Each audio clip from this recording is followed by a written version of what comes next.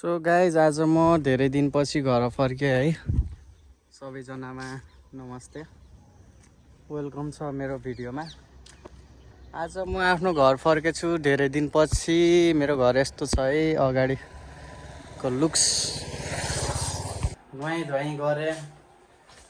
सुरुमा पहिला त म यहाँ घरभित्र छिर्नु अगाडि नै पहिला त स्कुटी हेरेँ है। स्कुटर मेरो छैन, बाबाले लैजानु भएको छ काममा। घरमा चाहिँ कोही छैन, मम्मी यसो बाहिर जानुभएको छ, बाबा चाहिँ ड्युटीमा है।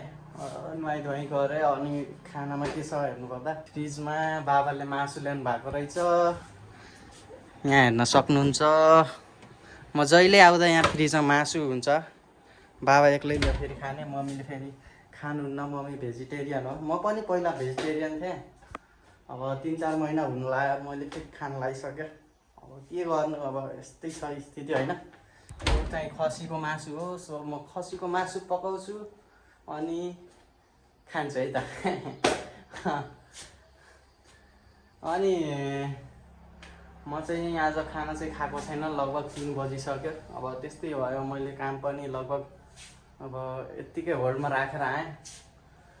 धेरै दिनपछि आएँ नि त घर। सो अब मेरो घर चाहिँ यही हो, सानो 2 कोठाको छ है, सानो छ मेरो घर।